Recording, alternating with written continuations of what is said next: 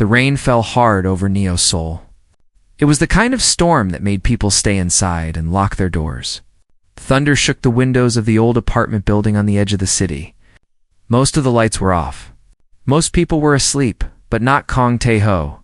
He sat alone in his small workshop, surrounded by broken machines and scattered tools. A half-wrappered android lay on his table, its chest open and wires hanging out like veins. Tae-ho was 32 years old, but he looked older. His eyes were tired. His hands were rough from years of work.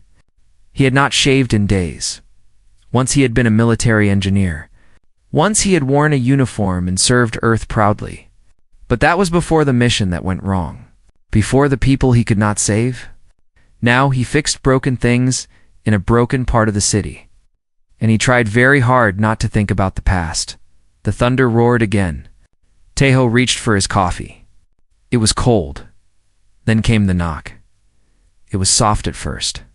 He almost missed it. But then it came again, louder and more desperate. Someone was pounding on his door. Tae-ho frowned. He did not have friends. He did not have visitors. People in this part of the city minded their own business. That was why he liked it here. He grabbed a wrench from the table and walked slowly to the door. His heart beat a little faster. He had learned long ago to trust his instincts, and right now, his instincts were screaming. He opened the door. A woman stood in the hallway. No, not a woman. Not a human woman, anyway. She was tall and slender, with skin that glowed like polished silver. Her hair was long and white, falling past her shoulders like water. Her eyes were deep violet, bright even in the dim light. She wore a dark cloak that was torn and wet from the rain. Blood stained her side. She was the most beautiful creature Tae-ho had ever seen, and she was dying. "Please," she whispered. Her voice was soft, like wind through leaves. "Please help me." Then she collapsed into his arms. Tae-ho caught her before she hit the ground. She was lighter than he expected, almost weightless. He could feel her heart beating against his chest, fast and weak. In her hand she clutched something small and crystalline, glowing faintly with inner light. He carried her inside and laid her on his old couch. He did not know much about alien medicine, but he knew wounds. The cut on her side was deep but clean. He cleaned it carefully and wrapped it with bandages. She did not wake up. For a long time, he just sat there and watched her breathe. He knew what she was. A Velen. He had seen them before during his time in the military. They were an ancient species, elegant and proud. They had been among the first to make contact with Earth 30 years ago. They were known for their beauty, their wisdom, and their advanced technology. They were also known for staying far away from places like this. So what was a Velen woman doing at his door? Wounded and alone in the middle of the night? She woke up just before dawn. Her violet eyes opened slowly, and for a moment she looked confused. Then she saw Tae-ho sitting across from her, and her body tensed. "Easy," he said, raising his hands. "I am not going to hurt you. You came to me, remember?" She relaxed, just a little. She looked down at the bandage on her side, then back at him. "You saved me," she said quietly. "I stopped the bleeding. That is not the same thing." He leaned forward. "Who are you? Why are you here?" She was silent for a moment. Then she spoke. "My name is Leora. I was the wife of Ambassador Velsoon of the Velen High Council." Her voice broke slightly. "He was murdered 3 days ago. The ones who killed him are now hunting me." Tae-ho felt a chill run down his spine. He had heard of Ambassador Velsoon. The alien had been famous for his efforts to build peace between species. His death would have sent shockwaves across the galaxy. "Who killed him?" Tae-ho asked. "The Keth Syndicate." Leora's eyes grew hard. "They are criminals. Weapons dealers. They want what my husband died to protect." She held up the crystalline device. It pulsed with soft light in her palm. "This contains the location of something very dangerous. Something called the Ember Core. It is an ancient Velen relic. It can power a planet for 1,000 years, or it can destroy an entire star system in seconds." Tae-ho stared at the device. Such a small thing. Such terrible power. My husband wanted it destroyed, Leora continued. He spent years trying to find it, so he could make sure no one ever used it. He finally succeeded. But before he could act, they came for him. Tears filled her eyes, but she did not let them fall. Before he died, he sent me a message. He told me to find you. Ho blinked. Me? Why me? Years ago, during the border conflict near Velen Space, you saved a transport ship full of our refugees. You risked your life. My husband never forgot that. He said you were a human who could be trusted, a human with honor. Tejo looked away. He remembered that mission. He remembered the screaming and the fire. He remembered the faces of the people he had saved and the faces of those he had not. That was a long time ago, he said quietly. I am not that person anymore. Perhaps not. Leora met his eyes. But you are still the person who opened his door to a stranger. You are still the person who bandaged my wounds instead of turning me away. I need your help, Tejo. The device is locked. It requires someone with engineering skills to open it. But more than that, it was designed to resist Velen mines. It needs a human. It needs you. Tejo was quiet for a long time. Outside, the storm was finally ending. The first light of morning crept through the window. He wanted to say no. He wanted to tell her that he was done with wars and missions and saving people. He had given everything he had, and it had nearly destroyed him. But when he looked at her, at the fear and hope in her violet eyes, he could not say the words. One night, he said finally, I will let you stay one night. Then we will figure out what to do. Leora nodded. For the first time, something like relief crossed her face. But the relief did not last long. By morning, the assassins had already found them. The first assassin came through the window, Tejo, heard the glass shatter and moved without thinking. He grabbed Leora and pulled her to the floor as a dark figure rolled into the room. The assassin was tall and covered in black armor. His face was hidden behind a mask, but his eyes glowed red in the dim light. A Keth soldier. Two more came through the door, kicking it off its hinges. Tejo's heart pounded. He had no weapons, no armor, just his hands and his mind. But that had always been enough. He kicked the table hard, sending the broken android flying into the first assassin's face. The heavy machine hit him square in the chest and knocked him backward. Tejo was already moving, grabbing a welding torch from his workbench. Ow, stay behind me. He shouted to Leora. The second assassin raised his gun, but Tejo was faster. He ignited the torch and threw it at the ceiling, hitting the old fire suppression system. White foam exploded everywhere, blinding the attackers. Tejo grabbed Leora's hand and ran. They burst through the back door and into the alley. The rain had stopped, but the streets were still wet and slippery. Tejo knew these streets.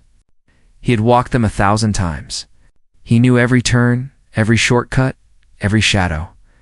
Behind them, he heard shouting. The assassins were following. This way, he said. Pulling Leora into a narrow passage between two buildings, they ran through the underbelly of Neosol. Past the night markets, with their flickering neon lights. Past the homeless camps and the abandoned factories. Past the places where humans and aliens lived side by side in poverty and desperation. Leora struggled to keep up. Her wound was slowing her down. But she did not complain. She just ran after what felt like hours. Tejo finally stopped. They were in a quiet residential area, far from his apartment. Old buildings stood in rows, their windows dark. Where are we going? Leora asked, breathing hard. To my sister's place. She lives nearby. Tejo checked the street behind them. It was empty. She is not going to be happy about this. He was right. Park Sumin opened the door in her pajamas, her hair messy from sleep. She was 28 years old, sharp-tongued and clever. She worked as a journalist, always chasing stories that powerful people wanted to stay hidden. When she saw Tejo standing at her door with a bleeding alien woman, her face went through several emotions. Surprise, confusion, anger. What the hell is this? She demanded. I can explain, Tejo said. You better. Sumin looked at Leora, then back at her brother. Get inside, now. She closed the door behind them and immediately went to check Leora's wound. Despite her anger, Sumin was not cruel. She brought fresh bandages and clean water. While she worked, Teho told her everything. The knock on the door, the device, the Ember Core, the assassins. When he finished, Sumin sat back and stared at him. "You're telling me," she said slowly, "that you have brought a galactic war into my living room." Ow. "I did not plan this. You never plan anything. That is the problem." She threw her hands up. "Do you know what the Keth Syndicate does to people who get in their way? They do not just kill them. They make examples of them." "I know," Teho said quietly. But I could not leave her. Sumen looked at Leora. The alien woman sat quietly on the couch, clutching the crystalline device. She looked small and fragile, nothing like the proud Velans shown in news broadcasts. Su-Min sighed. "Fine, I will help. But if we die, I am blaming you in the afterlife." Over the next few hours, Leora explained more about the Ember Core. It was created thousands of years ago. During a war that nearly destroyed the Velan civilization, its power was unimaginable. In the right hands, it could bring life to dead worlds. In the wrong hands, it could end everything. "The device holds the coordinates," Leora said, "but it is locked. The security system was designed to resist Velan telepathy. My people feel emotions differently than humans. Our minds are calm, controlled. The lock was built to reject that. And humans?" Sumin asked. "Humans are different." Leora looked at Teho. "Your species feels everything so strongly. Joy, anger, fear, love. To my people, it is like standing next to a fire. Overwhelming, chaotic." She paused. "But chaos is exactly what the lock cannot predict. A human mind might be able to confuse it, break through it." Teho studied the device. It was beautiful, made of crystal and light. He could see patterns moving inside it, like tiny stars. "I will need tools," he said. "In time." Sumin brought him everything she could find.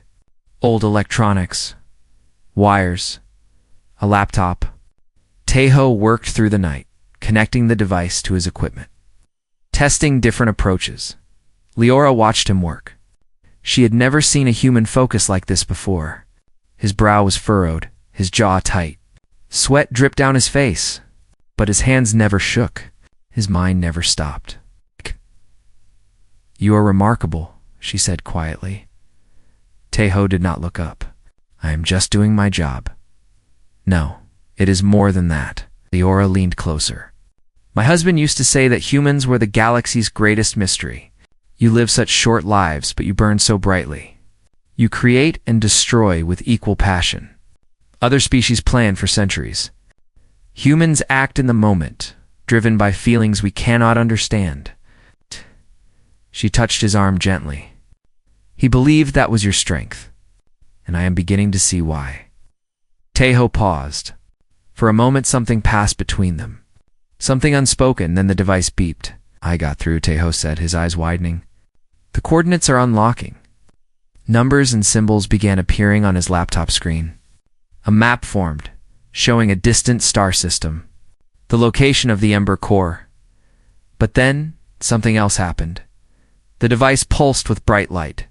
A deep hum filled the room, vibrating through the walls. Sumin jumped up. "What is that?" Teho's face went pale. "It is a beacon. The device just sent out a signal." "A signal to who?" "Everyone." He turned to Leora. "Everyone who wants the Ember Core now knows exactly where we are." Leora closed her eyes. "Then they will come. All of them." Sumin grabbed her phone, checking the news feeds. Her face grew serious. Multiple ships entering Earth's atmosphere. The Keth Syndicate. Velan security forces. And she stopped. "What?" Teho asked. "Earth's military. Commander Yune-san is leading them." She looked at her brother. "Is that not your old commanding officer?" Teho felt ice in his chest. Yun, the man who had sent him on the mission that ruined his life, the man he had sworn never to see again. "Yes," he said grimly. "It is. The hunt had just become much more complicated and much more dangerous. They had the coordinates now. but so did everyone else. And the race to the Ember Core had begun. Commander Yoon Dae-sun arrived with 20 soldiers and 3 armored vehicles. His men surrounded Soom's building within minutes. There was no escape. Tae-ho watched from the window as the commander stepped out of his vehicle. Yoon looked exactly as he remembered. Tall, broad-shouldered, gray hair cut short in military style. His face was hard, like it was carved from stone. He wore his medals proudly on his chest. Yoon's voice boomed through a speaker. "I know you are in there. Come out peacefully. I am here to help." Soo-min stood beside her brother. "Do you believe him?" "No," Tae-ho said quietly. "But we do not have a choice." They walked out together, Tae-ho, Soo-min, and Leora. The soldiers pointed their weapons at them but did not fire. Yoon raised his hand, and his men lowered their guns. The commander walked toward them. His eyes moved over Leora with interest, then settled on Tae-ho. A thin smile crossed his face. "It has been a long time, Tae-ho. You look terrible." She looked the same, cold and calculating. Yoon laughed, but there was no warmth in it. "Still angry about the old days?" "That mission was not my fault. Sometimes soldiers die. That is war." Tae-ho's hands clenched into fists. "Those soldiers trusted you." "I trusted you. I made the best decision I could with the information I had." Yoon waved dismissively. "But that is ancient history. Right now, we have bigger problems." He looked at Leora. "You have the coordinates to the Ember Core. Half the galaxy wants it. The Keth Syndicate will be here within hours. You need protection. And you want the core for yourself," Leora said coldly. "I want it for Earth," Yoon corrected. "For humanity. We are surrounded by alien empires that have existed for thousands of years. We are children compared to them. If Earth had the Ember Core, no one would ever threaten us again. Or you would become the threat," Tae-ho said. Yoon shrugged. "Power is power. Better in our hands than theirs." Tae-ho wanted to refuse. Every part of him screamed not to trust this man. But he looked at Leora, wounded and exhausted. He looked at Soo-min, trying to hide her fear. They were running out of options. "Fine," he said through gritted teeth. "We work together." "For now," Yoon smiled again, and this time it reached his eyes. But it was not a friendly smile. It was the smile of a predator who had just caught his prey. Over the next 2 days, they worked in a military bunker hidden beneath the city. Yoon provided equipment, food, and security. His scientists helped Tae-ho study the device further, extracting more details about the Ember Core's location. During this time, Tae-ho and Leora grew closer. She told him about her husband, Velsoon. He had been gentle and kind, nothing like the cold diplomats Tae-ho had met before. He believed in peace between species. He believed that the galaxy's future depended on understanding, not weapons. "He loved humans," Leora said one night, sitting beside Tae-ho in the quiet lab. "He found you fascinating. He said that no other species felt emotions so intensely." Tae-ho raised an eyebrow. "Is that a good thing?" "To most Velans, it is terrifying." She smiled softly. "We are taught to control our feelings from childhood. Strong emotions are seen as dangerous. But my husband thought differently. He said that human passion was like fire. It could destroy, yes, but it could also warm. It could light the way in darkness." She looked at Tae-ho with those deep violet eyes. "I did not understand what he meant until I met you. You have every reason to walk away, to let the galaxy burn. But you stay. You fight.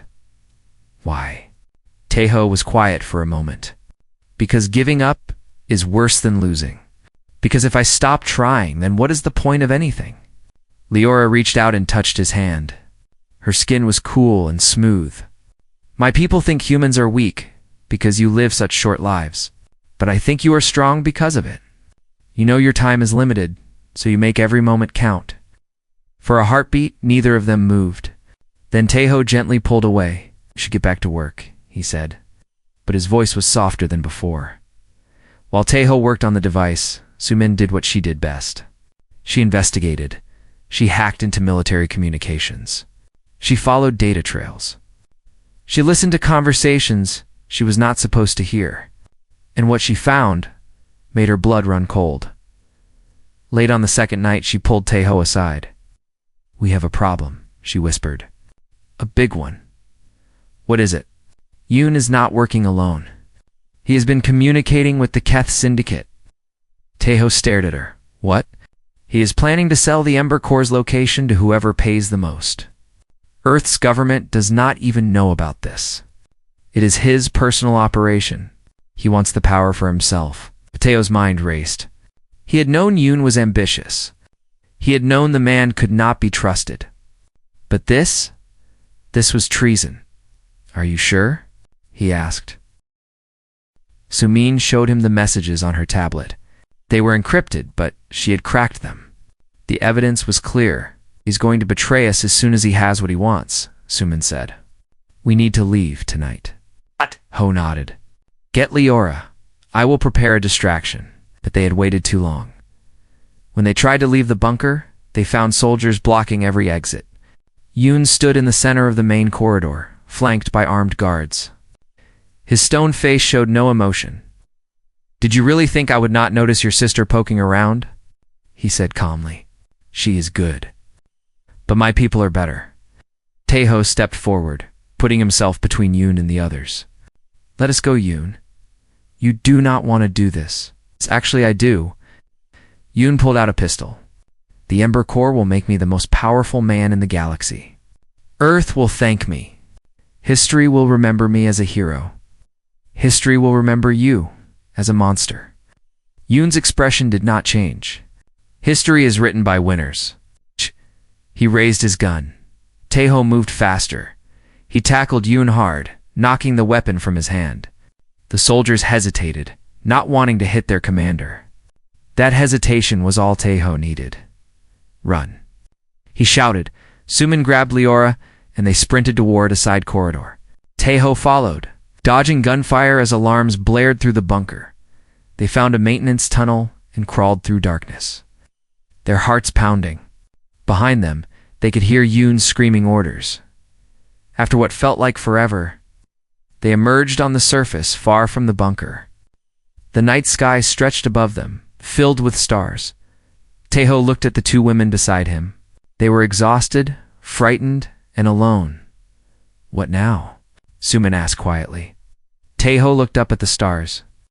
"Somewhere out there the Ember Core waited, and we finished this," he said.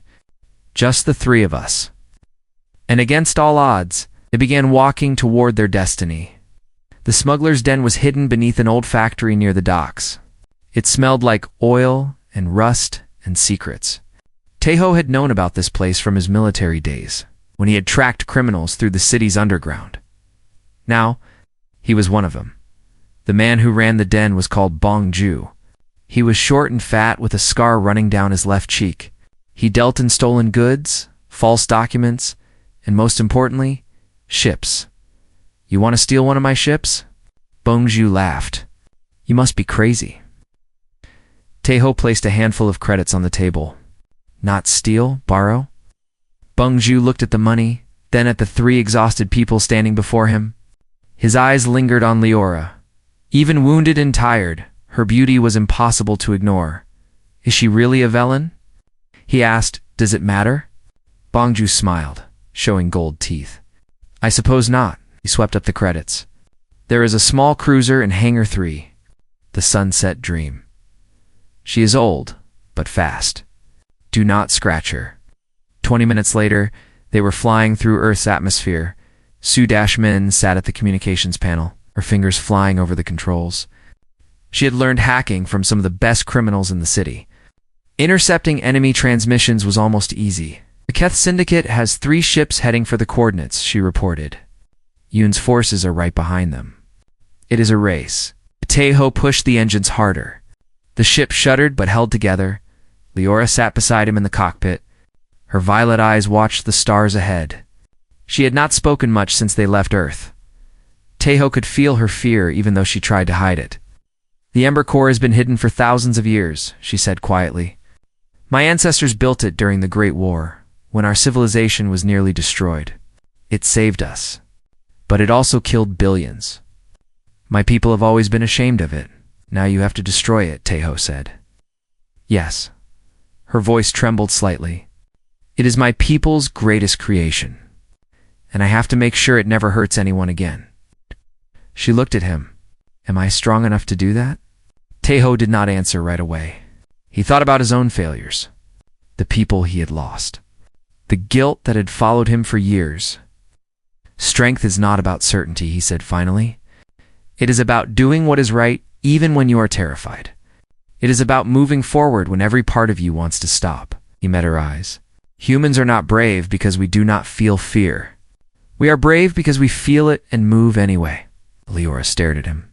Slowly something changed in her expression. The fear did not disappear, but it became smaller. Something else took its place. Something like hope. Thank you, she whispered. The journey took 3 days. They crossed through empty space, past dead planets and forgotten moons. They avoided patrols from both the Syndicate and Earth's military. Sumin became their ears, listening to every transmission, guiding them through the safest routes. On the 3rd day, they arrived. The star system was exactly as the coordinates promised to Graveyard. Hundreds of ancient ships floated in the darkness, their hulls broken and silent. They orbited a dying red star that gave little light and less warmth. My God, Sumin breathed, looking at the wreckage. What happened here? The Great War, Leora answered. This is where the final battle was fought, where my people almost destroyed themselves. In the center of the graveyard, one structure remained intact. A massive ship, bigger than anything Taeho had ever seen. It was shaped like a temple, with towers and spires reaching toward the stars. Even after thousands of years, it still looked beautiful. The temple ship, Leora said. The Ember core is inside. They landed on the ancient vessel. The air inside was cold and stale. Their footsteps echoed through empty corridors covered in dust and shadows. Leora led the way. She could feel the core calling to her, pulling her forward like a magnet. They passed through great halls filled with statues of Velen warriors. They crossed bridges over bottomless pits. They climbed stairs that seemed to go on forever. Finally, they reached the central chamber, and there it was, the Ember core. It floated in the center of the room, a sphere of pure energy the size of a small car. It pulsed with golden light, beautiful and terrible. Taeho could feel its power vibrating through his bones. It was like standing next to a star. So much power, Sumin whispered. No wonder everyone wants it. Leora stepped forward. Her hand trembled as she reached toward the core. Then the gunfire started. Keth. Soldiers poured into the chamber from every entrance. They had followed the sunset dream through space. Waiting for the right moment to strike, Taeho grabbed his weapon and pushed Sumin behind cover. Stay down. The battle was chaos. Energy blasts flew through the air. Ancient stone shattered. Taeho fought like he had not fought in years, his body remembering old training, but there were too many of them. Sumin screamed as a blast hit her shoulder. She fell, clutching the wound. Taeho ran to her side. I am okay, she gasped, but her face was pale with pain. Go help Leora. Finish this. Taeho looked toward the core. Leora stood before it, her hands raised. She was trying to activate the self-destruct sequence, but her concentration kept breaking as soldiers fired at her. Taeho stood up. He walked toward the center of the room, putting himself between Leora and the attackers. He took shot after shot, using columns and debris as cover. Do it, he shouted. Whatever you need to do it now. Leora closed her eyes. She reached deep inside herself, touching the core with her mind. But then a voice cut through the chaos. Stop right there. Commander Yoon stepped into the chamber. He was battered and bruised, but alive. His uniform was torn. His eyes burned with madness and greed. He held a gun pointed directly at Leora's head. Step away from the core, he ordered. It belongs to me now. Taeho froze. The fighting around them slowed as everyone watched. Yoon smiled coldly. Did you really think you could outrun me? I have chased you across the galaxy for this moment. The Ember Core will make me a god. Leora did not move. Her hand was still touching the core. One more moment, and she could activate the self-destruct. But one more moment was all. You needed to pull the trigger. Teho looked at Leora. She looked back at him, and in that moment, they both understood what had to be done. The chamber was silent, except for the hum of the Ember Core. Its golden light painted shadows across Yoon's face, making him look like a demon from old stories. Do you know what this power means? Yoon asked, his gun still aimed at Leora. With the Ember Core, I could end wars before they start. I could protect Earth forever. Every alien empire that ever looked down on humanity would bow before us. That is not protection, Teho said, stepping forward slowly. That is domination. What is the difference? Yoon laughed bitterly. The galaxy is full of monsters, Teho. Species that have existed for millions of years. They see us as insects. Children playing with toys. His voice grew harder. The only language they understand is power, and I will make them understand. Leora spoke, her voice calm, despite the gun aimed at her heart. My husband believed that humans were different. He believed your species could bridge the gap between worlds.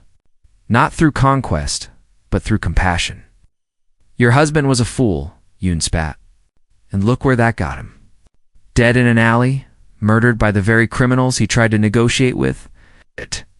He shook his head. Compassion is weakness. I will not make the same mistake. Teho took another step forward. Yoon's eyes snapped to him. Stay where you are, the commander warned. Or what? You will shoot me? Teho kept walking. You have 1 bullet and 2 targets. Even if you kill Leora, I will stop you. Even if you kill me, she will destroy the core. Either way, you lose. Yoon's hand trembled slightly. For the first time, doubt flickered in his eyes. You are bluffing, he said. Am I? Teho stopped just a few meters away. You know me, Yoon? You know what I'm capable of? You sent me on suicide missions because you knew I would survive. You trusted my instincts, my training, my will.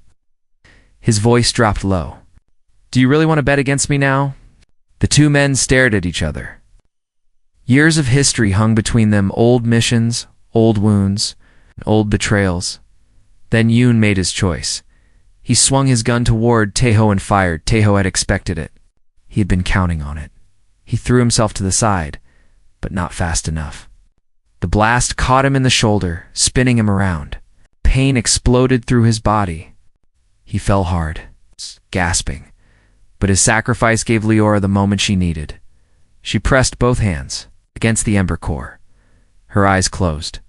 Her mind reached into the ancient machine, finding the self-destruct sequence buried deep within. No, Yoon screamed. He aimed at her again, but before he could fire, Teho grabbed his ankle and pulled. Yoon fell. His gun skidded across the floor. The two men wrestled on the ground, punching and clawing. Teho was wounded, but fury gave him strength. He fought with everything he had. Around them, the temple began to shake. The Ember Core pulsed faster, its light growing brighter. The self-destruct had begun. You are killing us all. Yoon shouted, trying to break free. Some things are worth dying for, Teho growled. He slammed his fist into Yoon's face once, twice, 3 times. The commander's struggles weakened. Finally, he went limp. Teho pushed himself up, his shoulders screaming with pain. He looked at the Ember Core. Cracks of white light were spreading across its surface. In moments, it would collapse. Leora, he shouted. She opened her eyes. Tears streamed down her silver face, but she was smiling. It is done, she said. The core will destroy itself. No one will ever use it again. Behind them, Suman had pulled herself up despite her wound. We need to go. This whole place is coming apart. The temple shook violently. Columns crashed down. Pieces of the ceiling fell like rain. Teho ran to Leora and grabbed her hand. Together, they raced toward the exit. Suman limping behind them. They did not look back at Yoon. He had made his choice. Now he would live or die with the consequences. The corridors were collapsing all around them. Ancient walls crumbled. Statues fell. The screams of dying Keth soldiers echoed through the halls. They burst out onto the landing platform just as the temple's main structure began to fold in on itself. The Sunset Dream waited for them, its engines still running. They jumped aboard. Tejo took the controls with his one good arm and flew them away from the dying ship. Behind them, the Ember Core reached its final moment. It did not explode with fire and destruction. Instead, it collapsed inward, becoming smaller and smaller, until it was nothing more than a point of light. Then it released a wave of energy, pure, harmless, beautiful. The wave washed over them.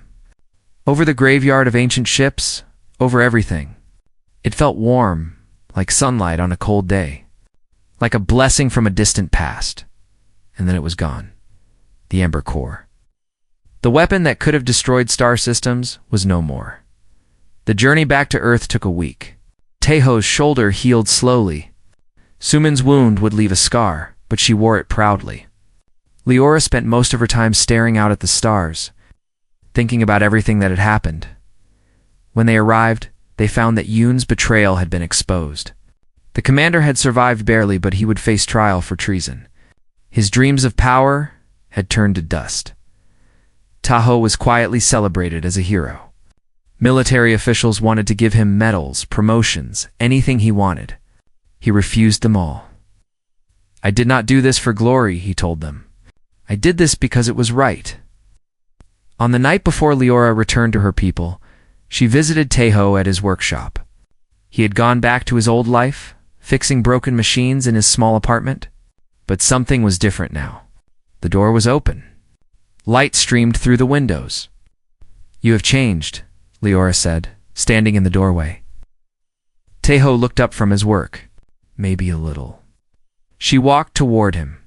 Her silver skin glowed softly in the lamplight.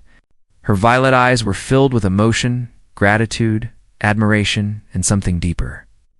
"My husband was right about humans," she said. "You are extraordinary, not because you are powerful, but because you choose compassion when cruelty would be easier. You choose hope when despair would be simpler. You changed my fate, Kong Tejo. You saved more than my life. You saved my faith in the galaxy." Tejo did not know what to say. Words had never been his strength. Leora stepped closer. She leaned up and kissed him softly on the lips. It was gentle and sweet, like the first light of dawn. When she pulled back, she was smiling. "The galaxy is vast," she said, "but I believe fate has a way of bringing kindred souls together. We will meet again, Tejo. I am certain of it." He watched her go. She walked into the night toward the ship that would take her home. And for the first time in years, Tejo felt something he had almost forgotten: hope. In the weeks that followed, life returned to something like normal. But not exactly like before. Su-Min visited often, bringing food and news and complaints about her editors. She was writing a book about their adventure, heavily edited to protect certain secrets. New clients began coming to Tejo's workshop. Aliens and humans alike. Word had spread that there was an engineer in Neo Sol who could fix anything, who could be trusted with anything. One evening, as the sun set over the city, Tejo stood at his window and looked out at the stars. The galaxy was full of ancient powers and warring empires. Weapons that could destroy worlds. Secrets that could reshape history. It was vast and dangerous and beautiful. But sometimes the thing that changed everything was not a weapon or a throne. It was a knock on the door. It was a stranger asking for help. It was a human brave enough to answer. Tejo smiled. Then he went back to work. Because in a universe of infinite darkness, even one small light mattered. And he had decided to keep his light burning. For Leora. For Sumin. For his people. For himself. The story was not over. Not really. Stories like this never truly end. But for now, in this moment, there was peace. And that was enough.